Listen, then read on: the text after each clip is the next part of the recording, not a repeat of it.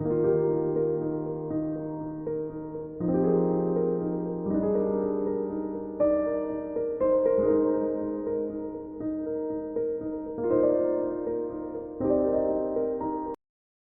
everyone, and welcome back to the channel. And if you are new here, welcome. This week's Magical Monday video, we will continue to explore how to use astrology to manifest our best life. But before we dive into this week's topic, don't forget to like, comment, share, and subscribe. Hit the bell notification so you will be notified each time I upload a new video. And on the screen, I will show you where to follow me on my other social media, which is Instagram and Twitter. This week we will be exploring the 11th house. Now, the 11th house is the house of friends and ideals. It describes what you seek to live by and achieve and your hopes and wishes. This house shows how you relate to groups and how you make a difference within them. Your platonic relationships fall in this house as well, as does memberships of any kind of group or club. Casual acquaintances, associations, and networking efforts come in here as well. This house also governs humanitarian causes and any efforts to correct social injustice. The 11th house rules and describes the role you play in the lives of others as a child, parent, lover, spouse, friend, or business associate. The 11th house also describes your capacity for happiness. Now, this will dictate how happy you can be. Now, let's explore how the planets play within this house. When your sun shows up in your 11th house, you gain respect and recognition through group activities. You love being in a group. You love being a part of a team. Networking is an important part of your life. So you like to rub elbows with, people, important people in the know, and networking. When your moon shows up in your 11th house, you take care of your friends and expect the same in return. So if you're taking care of other people, you expect them to take care of you in return. So you scratch my back, I scratch yours. That's how it is for you when your moon shows up in your 11th house.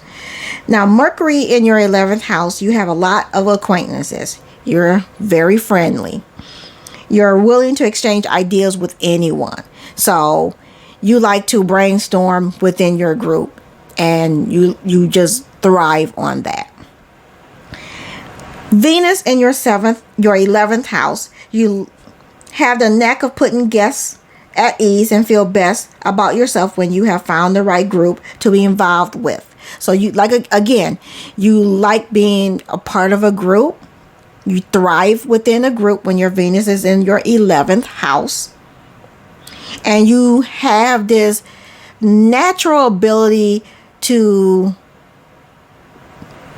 make everyone feel comfortable and at ease, so they won't have nervousness and anxiety. Mars in your 11th house. You love it when you can organize things and put energy into getting them right. So you're a great organizer and getting things just right. Cooperation doesn't always come easily to you. So if your Mars is in your 11th house, you may seem not do too well in groups. You might tend to want to be the leader.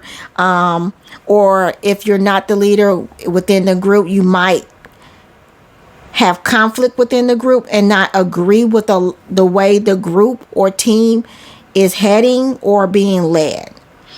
And that is your Mars in your 11th house. Jupiter in your 11th house. Sometimes it feels that everything you want drops into your lap. So you're very lucky. Everything you want or need just somehow finds its way to you and just falls slap into your lap. Wish that was me. The trouble is that you may stop making an effort.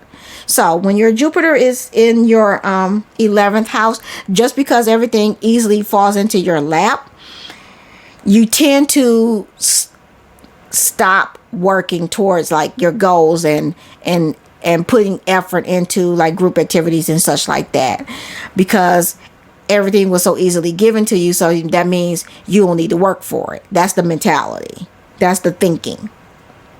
That's Jupiter in your 11th house. Saturn in your 11th house. You have fewer friends than others, and they may be older than you. This may be me. I got to check my chart, because I tend to have to be, around older people, and my friend group is very small. Heavy demands may be placed on you by your friends. So if you might have a very small friend group, but they demand a lot of your time, or they tend to demand a lot of your time, or tend to demand a lot of your energy and effort. And sometimes you don't get that in return when your Saturn shows up in your 11th house. Uranus in your 11th house. Your friends are never dull. You tend to keep them at a distance and have few close relationships. Again, very small friend group, but that small friend group is about that life. They're exciting. They like spontaneity. They're not dull. But you kind of, have a tendency to, even though you like being around them, you kind of keep them at a distance so they might not know the real you. And your goals change suddenly and unpredictably.